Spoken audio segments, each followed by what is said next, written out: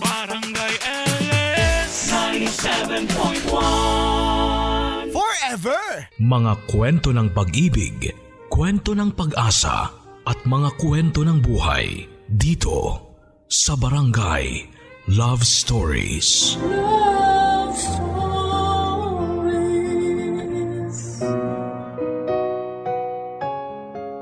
Hindi makapipili ang puso kung kanino ito titibok.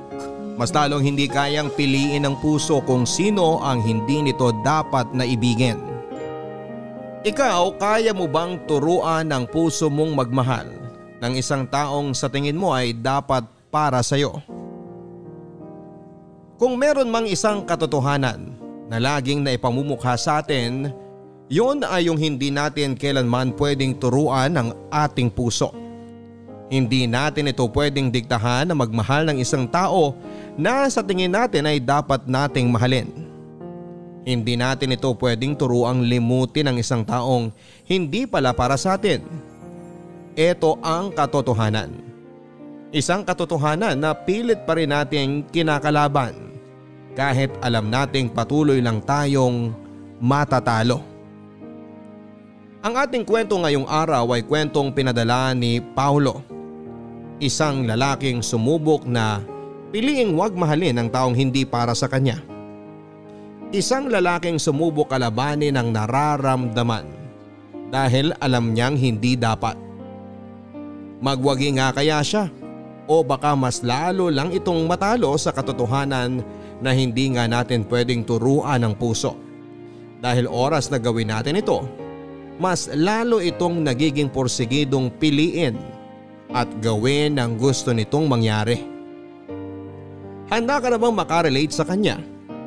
Minsan ba sinabihan mo na ang puso mong huwag magmahal ng taong hindi dapat? Ano ang naging sagot sa'yo?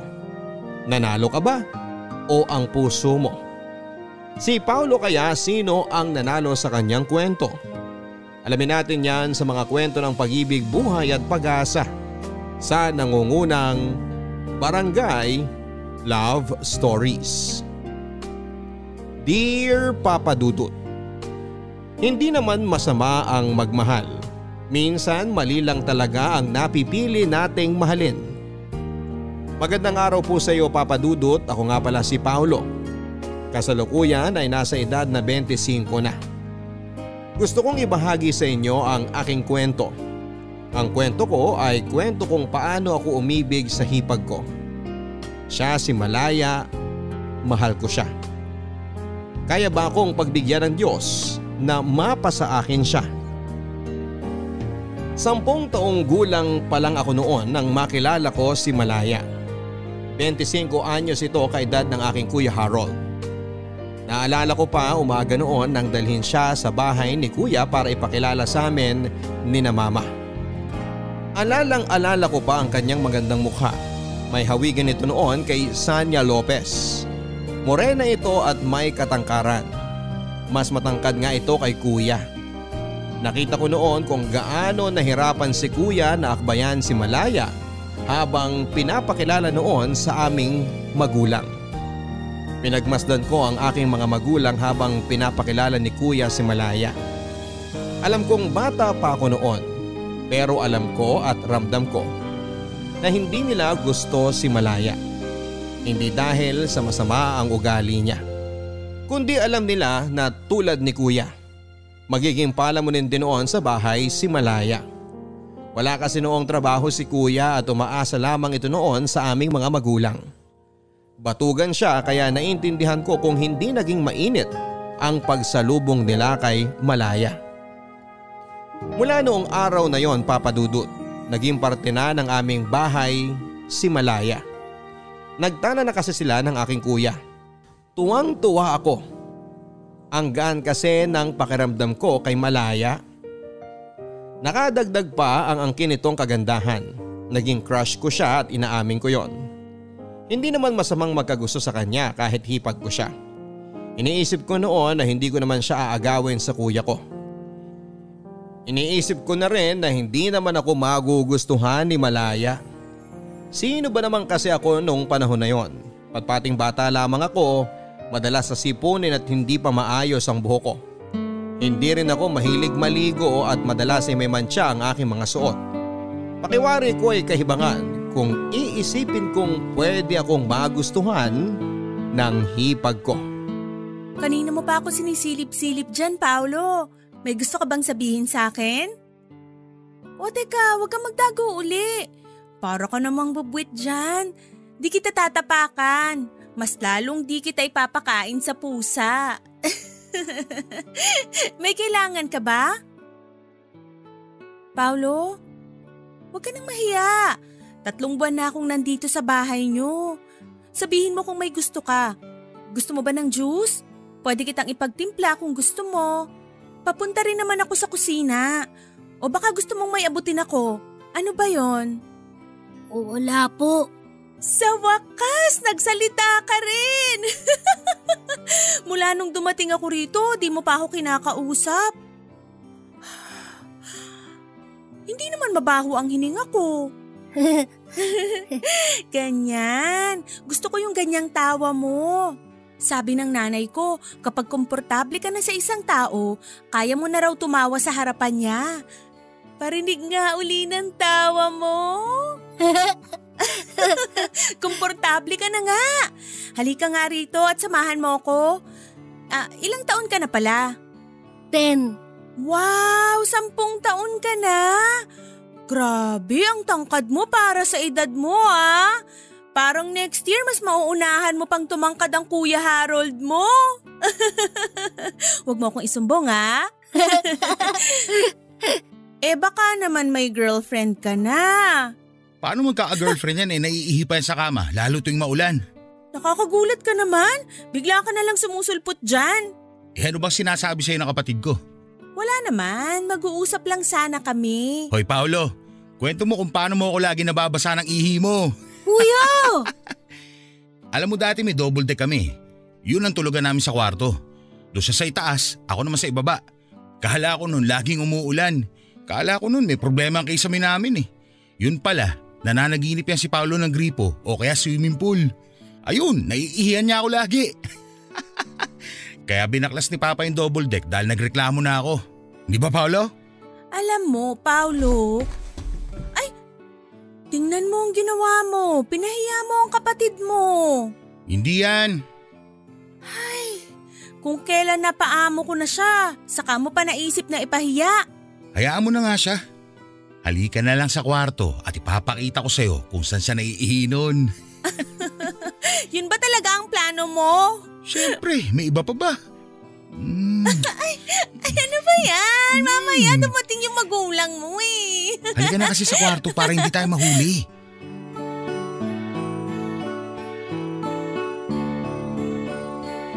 Inis na inis ako noon sa aking Kuya Harold. Hinahiya ako nito sa harapan ni Malaya. Dahil doon ay hindi ko na nilapitan pa si Malaya. Iniwasan ko ito at sobrang halata nga noon ang pag-iwas ko. Sa tuwing nakakasalubong ko siya ay takbo ako kaagad palayo. Alam ko na gusto niyang lumapit sa akin. Pero hindi ko kaya pang lumapit sa kanya dahil nga sa ginawang pagpapahiya sa akin ni Kuya. Kung bakit naman kasi sa dinami-rami ng maaalala ni Kuya. Yung pag-ihi ko pa talaga sa kama. Hindi ko naman makontrol ang sarili ko na huwag maihi sa kama. Naisip ko na normal lang naman yon sa mga batang katulad ko. Naisip ko nga rin na ikwento ko kaya kay Malaya ang mga nakakahiyang ginawa ni Kuya noong bata pa ito para patas na kami. Isang araw ay hindi ko na siya nagawang iwasan pa. Nilapitan ako nito habang gumagawa ako ng merienda ko sa kusina. Sinabi nitong hindi ko raw dapat ikahiya kung naihi ako noon sa kama. Hindi ako umimik papadudot. Naalala ko pa nga na namula ang magkabilang tenga ko noon. Tatakbo na sana ako noon pero pinigilan niya ako. Hinawakan nito ang aking braso at ngumiti rin ito. Sinabi niya kahit siya noong bata pa raw ay naihi din sa kama. Ang dami pa niyang kinuwento noon na mas nakakahiyang nangyari sa kanya noong bata pa lamang siya. Ginawa niya yon para maramdaman kong hindi lang ako ang may nakakahiyang alaala ng pagkabata. Mula nga noon ay naging okay na ulit kami. Mula noon ay mas lalo ko siyang hinangaan. Sa pagdaan ng mga araw, gumawa ako ng magagandang bagay para kay Malaya. Lagi ko itong kinukuhanan ng manggang kalabaw. Naalala ko pa na dinadayo ko pa noon ang bahay ng aking kaklase na may puno ng manggang kalabaw. May puno naman kami ng mangga dati, pero mas maasim kasi yung sa kaklase ko. Mas gusto kasi ni Malaya yung ganon. Tuwang-tuwa nga ito noon kapag may bitbit ako na mangga pagka uwi ko galing sa eskwela. Ako rin ang gumagawa ng sausawan niya. Toyo na may siling durog. Inihigo pa niya ang sausawan kapag naubos na niya ang mangga. Tuwang-tuwa akong pinagmamasdan siyang nasasarapan sa mangga. Kaya naman bukod doon ay marami pa akong ginawang magandang bagay para sa kanya. Naisip ko kasi dati, mas lalo itong magiging magiliw sa akin kung magiging mabuti ako sa kanya. Ako noon ang nagsasamsam ng kanyang mga nilabhan. Samantala hindi na ako tumutulong noon sa pagtutupi dahil hindi naman ako marunong.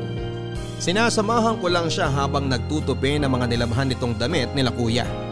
Ako naman noon ang tagabalik ng mga ipit at hanger sa lagayan sa kusina. Pinagpapainit ko rin siya ng tubig sa takore para panligo niya. Hindi kasi siya pwedeng maligo noon ng malamig dahil nagsusugat ang kanyang balat. Dati rin ako ang nagtitimpla ng kanyang juice kapag nanonood siya ng paborito niyang teleserye sa hapon. Sinasamahan ko siyang manood noon kahit na hindi ko naiintindihan ang palabas. Gusto ko lang siya na makasama. Ang ganda kasi talaga niya, tapos mabait pa.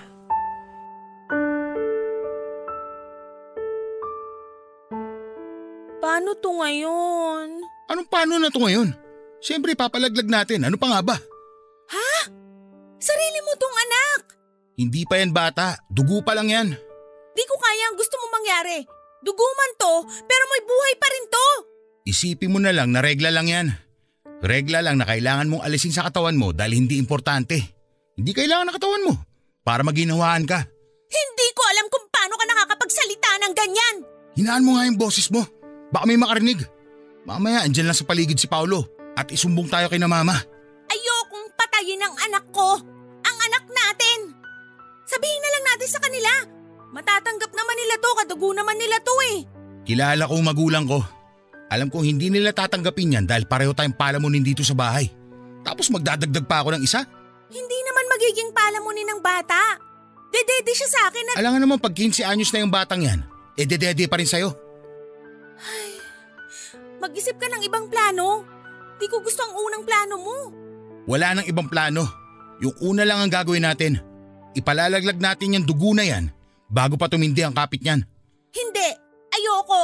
Ako ang masusunod dahil ako ang ama niyan. Ako ang masusunod dahil ako ang ina nito. Matigas ang ulo mo? Matigas ang puso mo.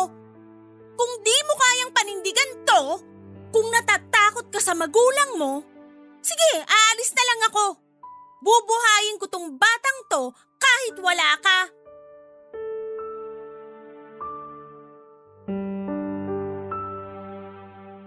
Hindi nila alam Papa Dudut na narinig ko ang lahat ng kanilang naging usapan.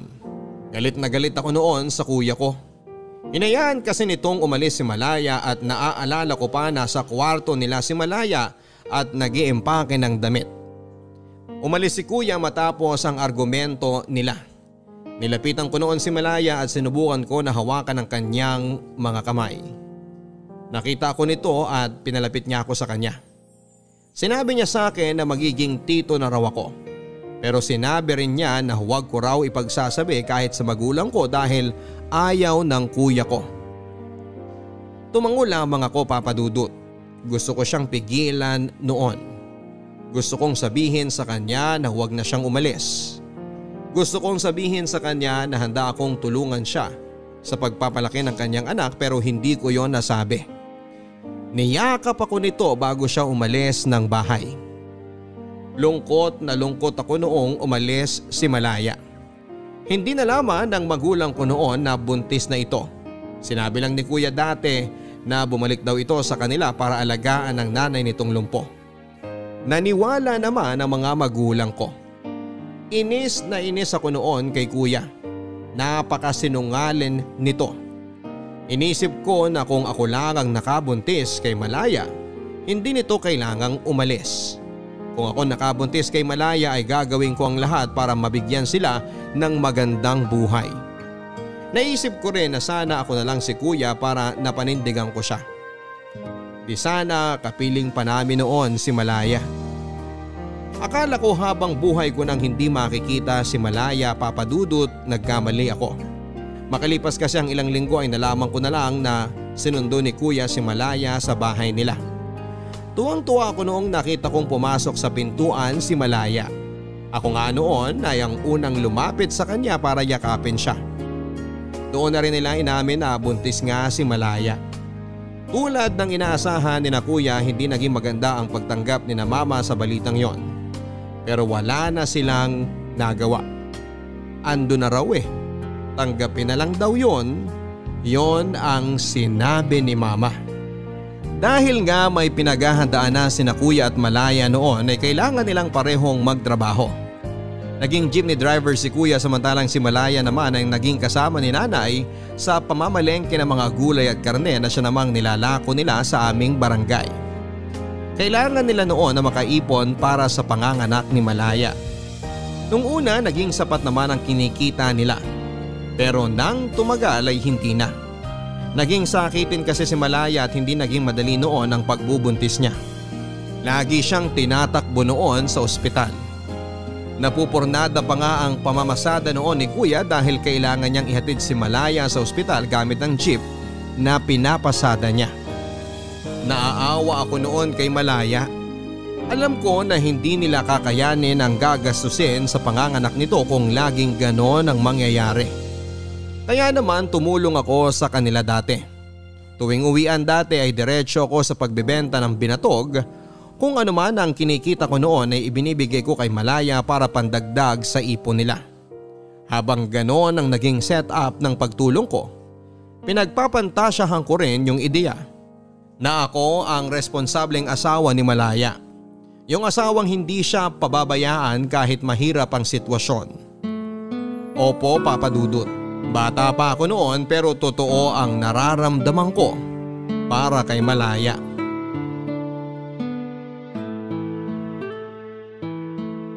Oh, nag-abot ka na naman ng pera sa akin, Paulo.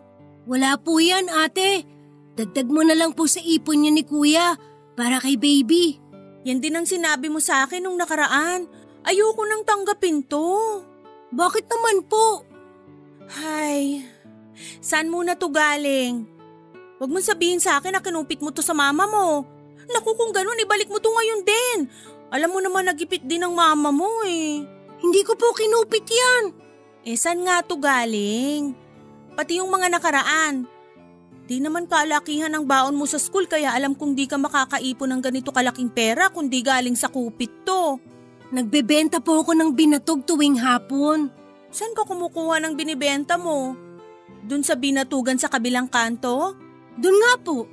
Pinaghirapan mo to? Opo. Minsan nga po napapaso ako kapag hindi ko nasasalok ng maayos yung binatog sa baso. Pero ngayon, kahit nakapikit, hindi na ako nahuhulugan ng mainit na binatog sa kamay. Hindi ko to matatanggap. Eh bakit naman po? Kailangan niyo po yan Malapit na kayong manganak.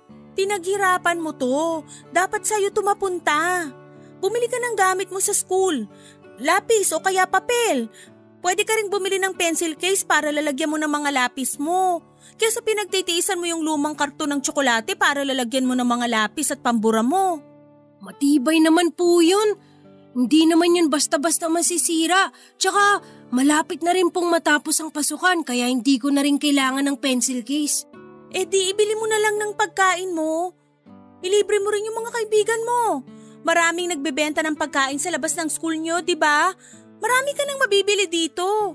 Siguradong magugustuhan ka lalo ng mga kaklase mo. Hindi ko naman sila gustong ilibre.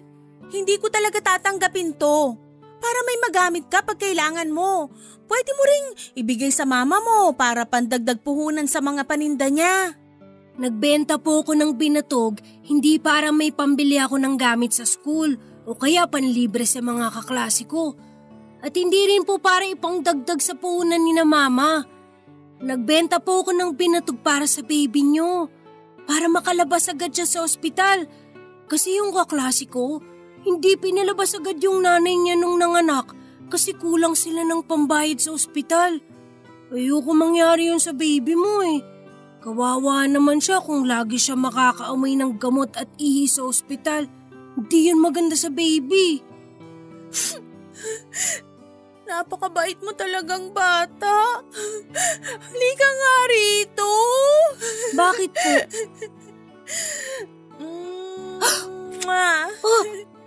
Salamat Alam mo bang dahil sa'yo, para na akong nagkaroon ng instant kapatid. Paulo? Paulo!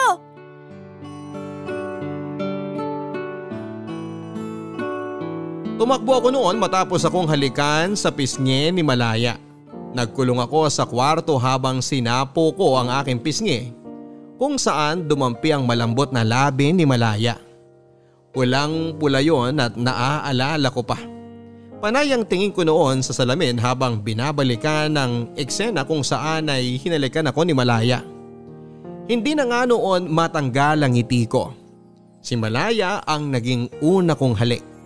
Si Malaya rin ang naging dahilan ko para magsimula akong magpantasya at hawakan ang aking sarili. Matapos ang halik na yon ni Malaya sa aking pisngi, palihim akong kumukuha ng kanyang gamit. Mga gamit na iniisip ko na hindi naman niya mapapansin kung sakaling mawala sa kanyang paningin.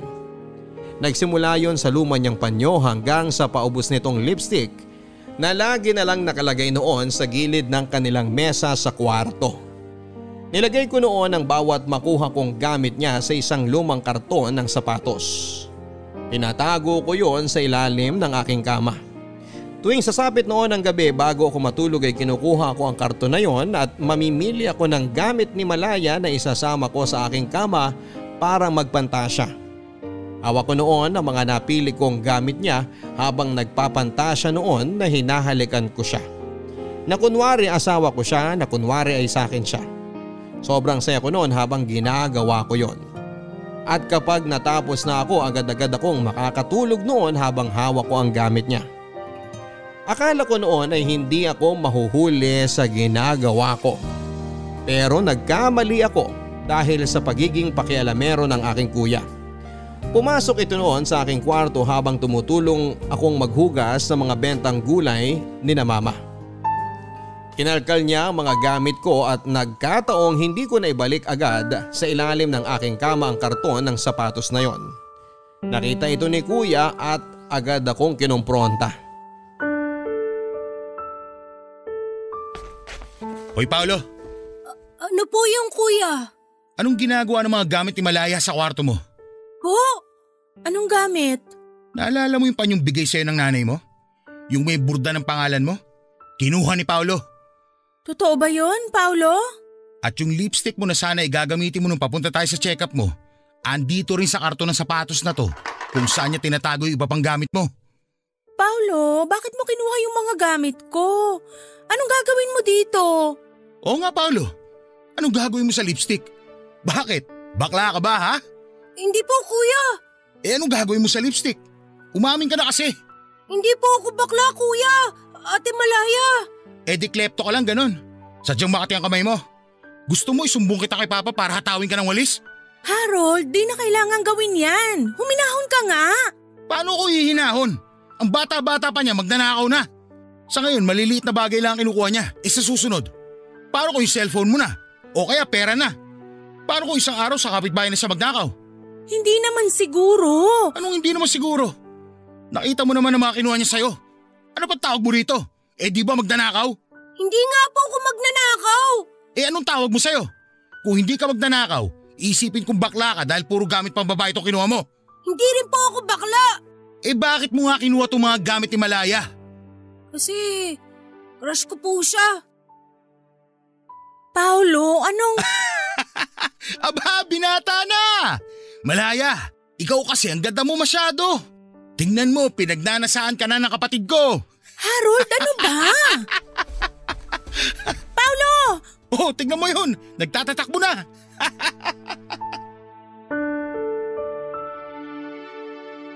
Umalis ako noon ng bahay sa sobrang hiya. Ayoko na nga noon bumalik. Napaamin ako ng hindi oras kay Malaya at panayang suntok ko noon sa ulo ko. Inis na inis ako sa sarili ko, Papa Dudut, kung bakit hindi ko tinikom ang aking bibig. Bakit ba ako umamin kay Malaya? Sa harapan pa ni Kuya na asawa niya. Ilang oras ako naglakad-lakad kung saan-saan para makaiwas kay Malaya. Iniisip ko na umuwi kapag alam kong nasa kwarto na ito. Pero paggabi na rin noon, natakot na akong gumala pa. Kaya naman nagpasya na akong umuwi na lamang, Papa Dudut. Mahala na, yun ang sinabi ko sa sarili ko. Nang nakauwi na ako ay naabutan ko si Malaya na nasa sala. Wala sina Kuya at mga magulang ko. Nasa kwarto na sila noon at nagpapahinga na. Tatakbo na sana ako noon papunta sa aking kwarto nang pisilin ni Malaya ang braso ko. Ang sarap sa pakiramdam ng pagkakahawak niyang yon. Pinaupo ako nito sa kanyang tabi. Ninitian niya ako at hindi ako makatingin sa kanya ng diretsyo. Sa sahig ako nakatingin habang nagsasalita ito. Sinabi niyang hindi ko raw kailangang mahiya kung may gusto ako sa kanya. Dagdag pa niya na normal lang daw yon sa pagbibinata. Tumango lamang ako dahil hindi ko alam kung ano ang pwedeng sabihin sa kanya. Nang tinanong niya ako kung gusto ko na raw bang pumunta ng kwarto ko ay tumango ako. Tatakbo na sana ako noon dahil akala ko ay tapos na siya nang sasabihin niya. Pero pinigilan niya akong muli. Nang tignan ko siya ay inabot niya sa akin ang panyo niya. Yung panyo na kinuha ko sa kanya. Yung may borda ng pangalan niya. Tumingin ako sa kanya at nagtanong ang aking mga mata. Ngumiti ito at sinabing sa akin na lang daw yon at sinabi pa niya na bigay yon ng nanay niya sa kanya. Aniya mas maaalagaan ko raw kaya ibibigay niya sa akin. Kinuha ko yon sa kanya at saka tumakbo papunta sa aking kwarto. Muli ay nagpantasya ako sa kanya habang hawak noon ang panyong bigay niya. Makalipas noon ng ilang buwan ay nakapanganak na si Malaya. Isang napakalusog na sanggol na lalaki. Tinutokso nga nila ako noon na kamukhang kamukha ko raw ang aking pamangkin. Sinabi rin ni Malaya na posibleng araw na maging kamukha ko ang anak nila dahil ako ang madalas na nakakasama niya sa bahay. Napaglihian daw niya ako at tuwang-tuwa ako noon. Para bang pakiramdam ko ako ang tatay ng anak ni Malaya. Tinatanong pa nga ni Malaya kung ano raw ang pwedeng ipangalan sa anak nila. Sinagot ko noon na Pau Pau, sunod sa aking pangalan. Ang akala ko noon ay pagtatawanan lang nila ang sinabi ko, pero natuwa si Malaya. Sinabi niyang Pau Pau na lang ang palayaw ng kanilang anak. Ako ang pinaka natuwa noon. Sinunod sa akin ang pangalan ng pamangking ko. Madalas ako ang nag-aalaga noon sa anak nila. Nagkataon kasi na bakasyon sa school at imbes na makipaglaro sa mga bata ay madalas na pinipili kong magtimpla ng gatas ni Pau Pau. Hindi kasi nagpapadede si Malaya. Bukod kasi sa hindi masyadong naging marami ang gatas nito sa kanyang dibdib, ay kinailangan din ito na magtrabaho bilang sekretarya sa aming barangay hall. Kaya nga tulad ng sinasabi ko sa inyo, ako ang madalas na nag-aalaga kay Pau Pau. Kahit noong balik eskwela na dahil pasukan na naman, lagi pa rin ako nagmamadaling umuwi para maalagaan si Pau Pau. Ginagawa ko yon, Papa Dudut, hindi dahil inutusan nila ako, kundi dahil gusto ko ang hipag ko. Hindi na ako noon nagbebenta ng binatog. Wala na rin kasi akong oras. Kahit sayang ang kikitain ko noon ay mas pinipili ko mag-alaga na lang ng bata. Wala rin kasing mapag-iiwanan kay Pau Pau kundi ako lamang. Si Kuya naman ay tuloy pa rin ang pagiging jeepney driver noon. Madalas ay konti lang ang naiuwi niyang pera. Di dahil mahina ang pasada, kundi dahil bili ito ng bili ng mga gamit niya para sa sarili niya at hindi para kay baby Pau Pau. Noong napansin kong naging ganito na si Kuya ay napilitan akong ibenta noon ang mga gamit ko, tulad ng comics, iba pang damit na niregalo sa akin ng aking mga ninong at ninang, pati na rin ang iba kong laruan. Inipon ko ang pera at ibinigay ko kay Malaya. Para saan tong pera? Pambili po ng kailangan ni Pau Pau. Naku nagbebenta ka na naman ba ng binatog? Hindi na po. Nakahanap na po ako ng kapalit ko. Saan mo nakuha tong pera? Nagbenta po ako. Anong binenta mo? Wala po. Mga lumang laruan na hindi ko na nagagamit. Malaking pera to. Alam kong di lang to galing sa pagbebenta mo ng laruan. Pati na rin po ng mga luma akong damit. Bakit ka nagbenta ng mga damit mo? Paano kung hanapin ng mama mo yung mga yon? Paano kung wala ka nang maisuot sa school? Marami po akong damit. Saka sa Pasko, sigurado mapupuno na naman ang damitan ko dahil reregaluhan na naman ako ng mga ninong at ninang ko ng mga bagong damit. Ay, ano pang binenta mo? Yung mga lumang comics ko po. Teka, di ba koleksyon mo yun? Nabasa ko naman na po yun lahat eh. Hindi ko na kailangang ulitin. Pero koleksyon mo pa rin yun, sayang naman. Hindi naman po sayang kung alam ko namang mas magagamit ni Pau Pau yung pinagbentahan nun. May sahod naman ako sa barangay hall.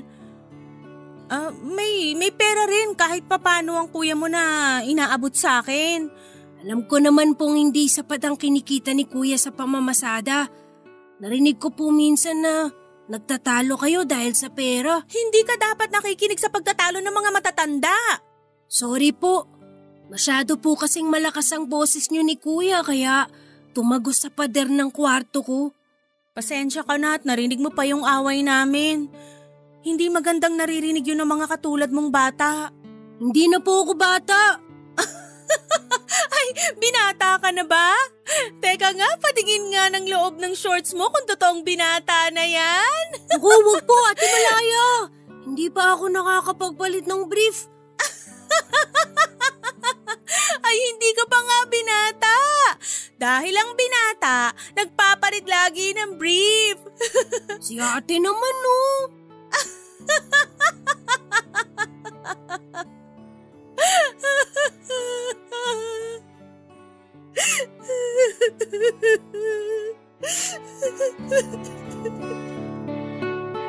Nagulat na lamang ako nang biglang umiyak si Malaya. Hindi ko alam ang gagawin ko noon. Iniisip ko na talaga atang may problema sila sa pera kaya siya napaiyak ng ganon. Pero hindi pala. Iba palang naging dahilan ng pag-iyak ni Malaya. Nalaman kong bukod sa problema nila noon sa pera ay may babae din si kuya. Narinig ko na nag-uusap sina mama at Malaya. Umiiyak din noon si Malaya habang dinedetalye kay mama kung paano nito nahuli si kuya na may ibang babae. Nabasa raw ni Malaya noon sa cellphone ni kuya ang malaswang usapan nila nung babae. Nanginginig noon si Malaya habang nagkikwento at binabalikan ang kaganapang yon. Awang-awa ako kay Malaya habang pinakikinggan ko siya. Sinabi niya kay mama na aalis na lang daw siya. Sinabi niya na hindi raw niya kaya ang lokohin na lang ng ganon. Pinigilan siya ni mama at sinabi niyang bigyan pa raw ng tsansa si kuya at magbabago pa raw ito. Hindi naman kumbinsido noon si Malaya. Desidido na itong umalis pero nakiusap si mama. Sinabi niyang kawawa naman daw si Pau Pau kung lalaki itong walang kapiling na ama. Doon na kumalma noon si Malaya. Natamaan siya sa sinabi ni mama. Dahil doon ay nanatili si Malaya sa bahay kahit na hirap na siya sa kanyang sitwasyon. Tinikom ni Malaya ang kanyang bibig tungkol sa pambababae ni kuya. Alang-alang kay Pau Pau ay nagtiis si Malaya. Naging madalas din ang away nila noon ni kuya at lagi ko dating naririnig. Narinig ko noon kung paano siyang paulit-ulit na minumura ni kuya. Iyak lang ang naging sagot noon ni Malaya at awang-awa ako sa kanya, Papa Dudut. Kung pwede lang ako makialam sa kanila ay ginawa ko na. Pero dahil bata pa ako noon at hindi dapat makialam sa away ng matatanda ay mas pinili kong makinig na lamang at ipagdasal na malampasan yon ni Malaya. Isang araw ay nawala na lang na parang bula si kuya. Nalaman namin na sumama na ito sa kanyang babae. Panay ang iyak noon ni Malaya at aalis na sana talaga siya sa bahay namin pero pinigilan siya ni mama.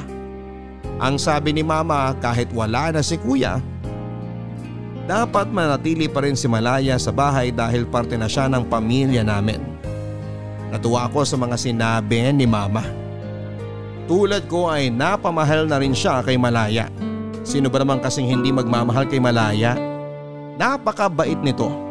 Hindi ko talaga alam kung bakit nagawa ni Kuya ang mga bagay na yon kay Malaya.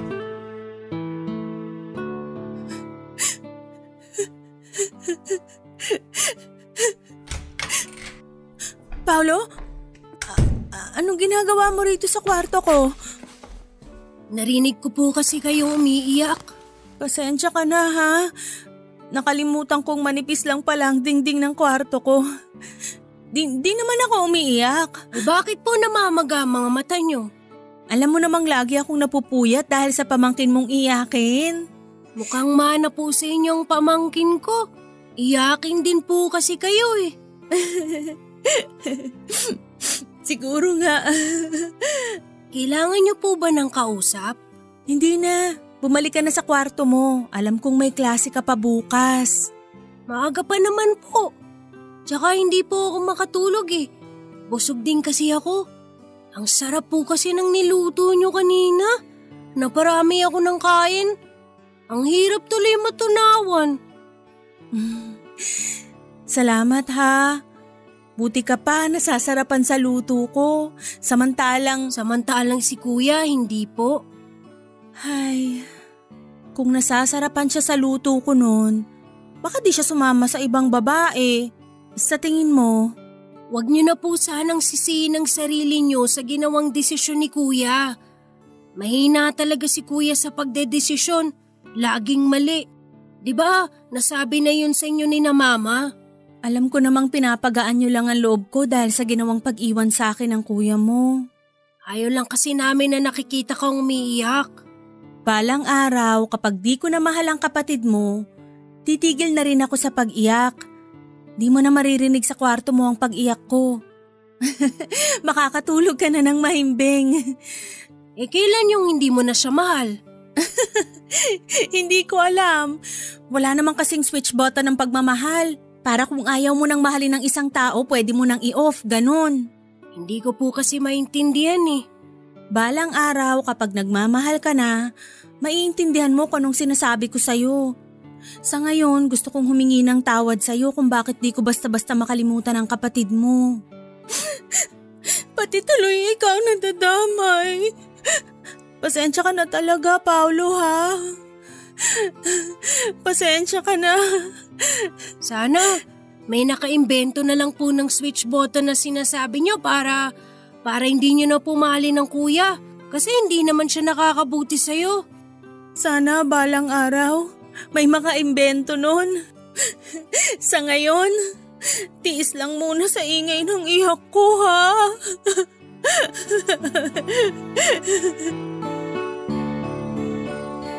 Naisip ko nga noon, Papa Dudut, na sana ay may switch button ng puso para matigilan na ni Malaya ang pagmamahal niya kay Kuya. Naisip ko rin na baka makatulong din sa akin ang switch button na yon para tumigil na ang nararamdaman ko para sa kanya. Papa Dudut, habang tumatagal ay lumalaki ang pagmamahal ko kay Malaya. Alam kong bata pa ako noon pero sigurado na ako sa nararamdaman ko. Hindi nga yon nawala hanggang sa pag-abante ng edad ko. Mas lalong napapamahal ako sa kanya dati habang tumatagal dahil mas naging malapit kami noon sa isa't isa. Dahil wala na nga noon si Kuya sa buhay niya, ako na ang humahalili para alalayan siya sa maraming bagay. Tumayo ako na parang batang ama sa kanilang anak na si Pau Pau. At masasabi ko noon na wala akong ibang gustong sitwasyon kundi ang maging pamilya kaming tatlo ni na Malaya. Sa aking pagbibinata, wala akong ibang naging gusto kundi si Malaya lang. Siyempre hindi ko yon sinabi sa kanya. Bukod sa alam kong torpe ako ay alam ko rin na hindi magandang tignan. Naging asawa siya ni Kuya, nanay siya ng pamangkin ko. Tinago ko noon ang nararamdaman ko at wala akong naging balak gawin para malaman niya ang nararamdaman ko para sa kanya. Tuwing nag-uusap kami noon kung may babae na ba akong natitipuhan ay panayang iwas ko. Hindi ako magaling magsinungaling at alam kong konting udyok pa ni Malaya ay mapapaamin ako. Wala akong naging karelasyon noon at parehas kami ni Malaya. Tinatanong ko siya kung bakit hindi pa siya makipagrelasyon. Sinabi naman ni na mama na pwede naman siya magkaroon ng ibang boyfriend para maging masaya naman daw siya. Pero umiling lang noon si Malaya. Hindi rin ito nagbigay ng sagot sa akin. Kami na lang ang nag-iisip na baka na-trauma na ito sa ginawa ni kuya sa kanya dati. O pwede rin na masyado na siyang kontento sa kanyang anak na si Pau Pau. Kaya hindi na nito noon kailangan pa ng pagmamahal ng ibang lalaki. Nakuha ko ang totoong sagot kay Malaya kung bakit wala pa siyang nagiging karelasyon noon. Kung bakit hindi pa rin ito magawang magmahal ng iba. Mahal pa rin niya si kuya. Hindi man niya aminin noon ay ramdam ko yon. Rinig ko yon. Rinig ko ang paimpit niyang iyak dati, gabi-gabi yon at walang palya. Gustuhin ko man nakatukin siya para aluin ay hindi ko yon ginawa. Hinayaan ko lang na ibuhos niya ang nararamdaman niya sa pamamagitan ng pag-iyak. Mabilis na lumipas ang panahon at nag-21 na ako. Sa isang iglap ay naging binata na ako at naging espesyal nga ang pagsalubong ko noon sa ganap na pagbibinata ko dahil ang unang bumate sa akin ay si Malaya. Naalala ko pa na sinalubong ako nito isang gabi. May hawak siyang cupcake noon na nabili niya bilang merienda ni Pau Pau. Sa cupcake na yon ay tinusukan niya ito ng maliit na birthday candle. Pamilyar ang kandilang yon. Kandila yon noong unang kaarawan ni Pau Pau. Paano ko nalaman ako ang bumili ng kandilang yon at nung first birthday cake ng aking pamangkin.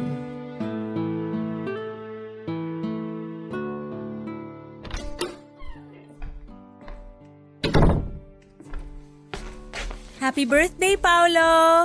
Ano to? Di birthday cake mo. O, hipan mo na yung kandila. Ay, teka, mag-wish ka muna. Wish ko na sana maging cake tong cupcake. Uy, sorry naman kung ito lang ang afford ko. Joke lang naman. Alam ko kulang pa to kumpara sa mga ginawa mo para sa amin ng pamangkin mo. Mula nung iniwang kami ng magaling mong kapatid. Mukhang nangangamoy ang palayang durog na naman po ang hangin. Uy, di na ako better ah. Ikaw? Di ka na mabiro. Pero seryoso, ayos na sa akin tong cupcake na to. Wala naman akong gusto na kahit na ano ngayong birthday ko eh. Kontento na ako sa inyo ni Pau Pau. At syempre sina mama. Kung katulad mo rin lang ang kuya mo, sana andito pa yun ngayon. Hay, kung bakit naman kasi di na lang kayo nagkapalit ng kuya mo? Anong ibig mong sabihin? Wala naman, naisip ko lang. Sana ikaw na lang yung panganay sa inyong magkapatid para ikaw na lang yung una kong nakilala. At ikaw yung tatay ni Pau Pau. Di sana wala akong problema ngayon. Wala eh. Huli akong pinanganak. Alam mo, kahit nung bata ka pa lang, ganito ka palang kalit na no? Alam kong mas mature ka na mag-isip kesa sa kuya mo. Saka, mas gwapo ako dun no? 99.9% oo.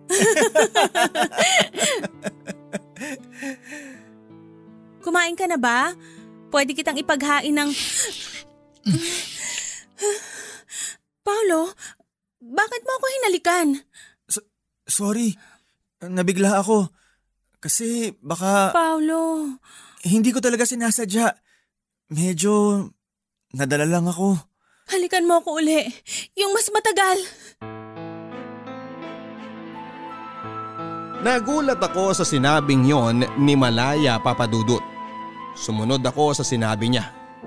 Hinalikan ko siya ng mas matagal, mas madiin at mas nananabik. Sumabay siya sa bawat paghaliko hanggang sa may pagkukusa na noon ng aming mga paa na magtungo sa aking kwarto para ituloy ang hangganan ng halik na yon. Papadudut, kumawala kaming dalawa ng gabing yon. Hindi ko rin alam kung ano ang pumasok sa mga utak namin kung bakit hinayaan naming manipulahin kami ng aming mga katawan. Sa huli ay may nangyari sa aming dalawa isang bagay na sinabi ni Malaya na pinagsisisihan niya. Habang nagbibihis noon ay sinabi ni Malaya na hindi raw dapat nangyari yon sa amin. Pilit ko siyang kinukumbinsi noon na hindi niya dapat pagsisihan ang nangyari sa aming dalawa. Sinabi kong gusto ko ang nangyari. Tinatanong ko kung nagustuhan niya rin yon, hindi siya sumagot. Hindi ko siya hinayaang makaalis ng kwarto hanggat hindi kami nakakapag-usap na dalawa.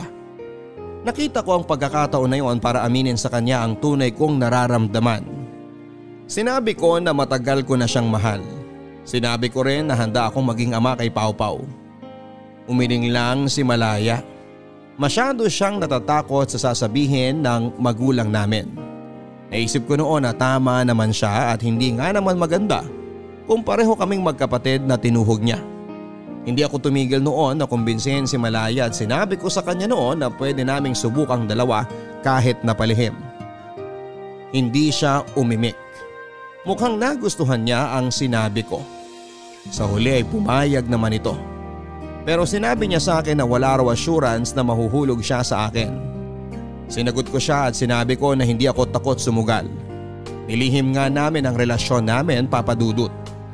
Laging may nangyayari sa amin tuwing wala si na Mama. Sa tuwing gabi kung kailan tulog na sila. Naging maayos naman ang simula namin at naramdaman ko na nahuhulog na si Malaya sa akin, pero hindi lang niya maamin.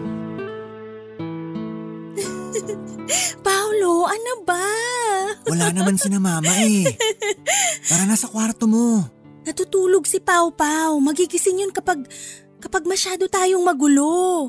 Eh di, doon tayo sa kwarto ko.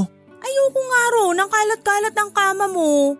Eh di, doon tayo sa sahig ko para mas may challenge. Ikaw talaga? Baka sinamama mo na yan. Teka at… Uy, buti hindi pa kayo nagpapalit ng doorknob. Pwede pa pala ang lumang susi ko eh. Oh, kamusta kayo ha? Harold? Kung makagulat ka naman dyan, akala mo bumangon ako sa hukay. Kamusta ang maganda kong asawa ha? Anong ginagawa mo rito, kuya? Umuwi. Masama ba? Bahay ko rin naman to ah. Umalis ka na. O bakit ako aalis? Hindi mo ba narinig yung sinabi ko? Bahay ko rin naman to ah. Sigurado akong namiss ako ni na Mama. At sigurado ako namiss ako ni Pau Pau. O teka, asan ang anak ko? Huwag mo siyang istorbohin, natutulog siya. Kuya, mabuti pa umalis ka na. Kanina niyo pa ako pinapaalis ah. Ganyan ba kayo mag-welcome ngayon ng bagong dating? Hindi magandang nandito ka. Anong hindi maganda? Makukumpleto na ulit tayo. Pamilya na ulit tayo, Malaya. Ayaw mo yon? Matagal ka nang wala. At ngayon bumabalik na ako. Hindi mo man lang ba ako yayakapin? Kuya, please umalis ka muna kasi. Kung makapagpaalis ka sa akin, wala ka respeto ah. Ako pa rin ang panganay, tandaan mo yan. Pero ayoko magalit ngayon. Ang gusto ko lang naman ay magkumustahan tayo. Mag-usap-usap tayo. Tulad ng dati, ganun. Wala tayong dapat pag-usapan. Ang dami kaya. Magkumustahan muna tayo. Paolo, sigurado may girlfriend ka na ngayon. Kuya, please. Ang laking bulas mo ah. Sigurado ako kung saan ka man nagtatrabaho ngayon, marami kang napaikot na babae. Teka nga muna, ilang babae na bang nadala mo sa kwarto mo? Magagaling ba? Ha? Kuya, sinabi ng… O baka naman bakla ka na. Kung ganun, ilang lalaki na nadala mo sa kwarto mo? Magagaling ba? Harold, ano ba? Ikaw naman, hindi ka na nasanay sa pang-alaska ko dyan sa kapatid ko. Teka nga muna, nagugutom na ako. Ang haba ng biyahe ko mula sa… basta. Anong ulam nyo? Bumalik si Kuya Harold na para bang wala lang. Na para bang namalengke lang siyang saglit.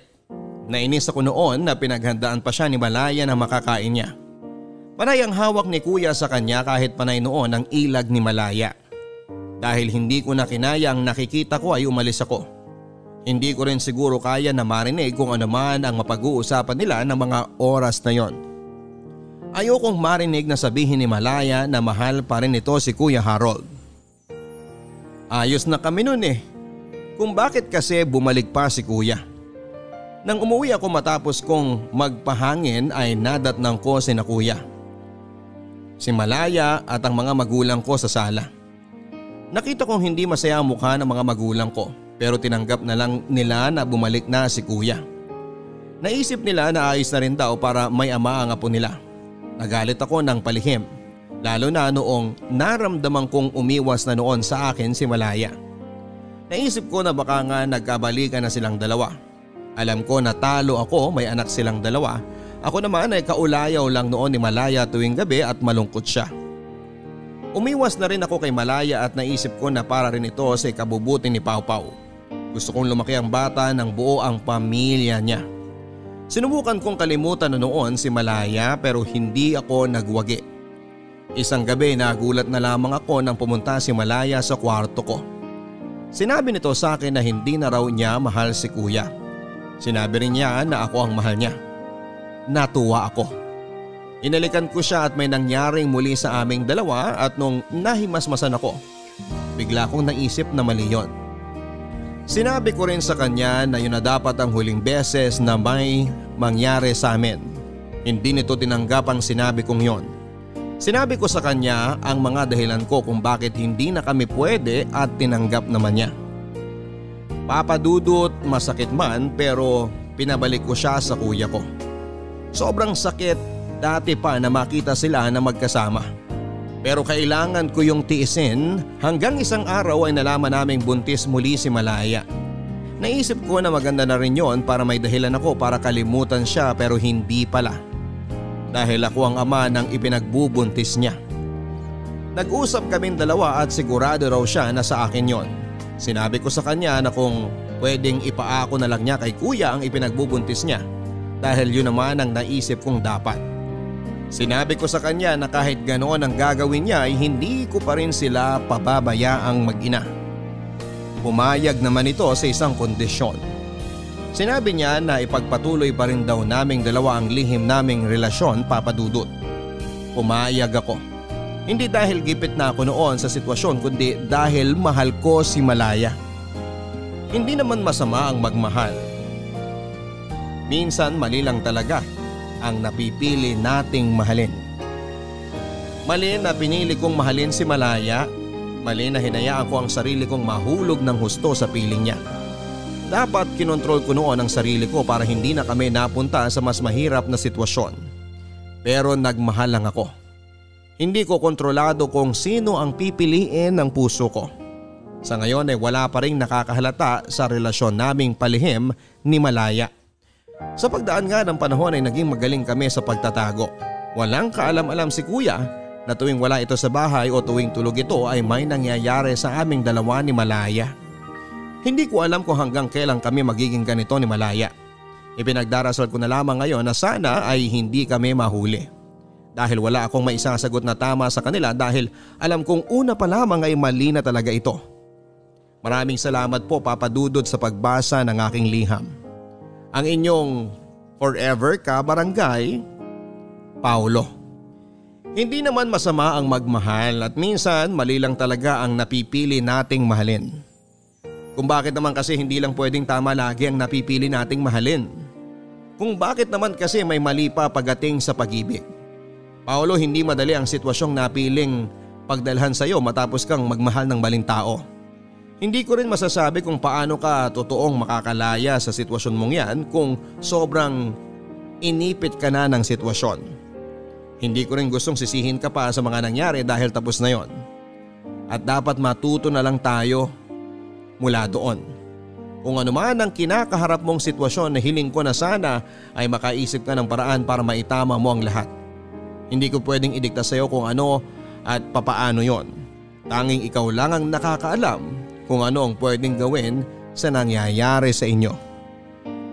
Hanggang sa muli mga kapuso, ako po si Papadudot sa mga kwento ng pag-ibig, buhay at pag-asa dito sa Barangay Love Stories number 1. Mga kwento ng pag-ibig, kwento ng pag-asa at mga kwento ng buhay dito sa Barangay Love Stories. Love Stories. Forever. Forever. Forever!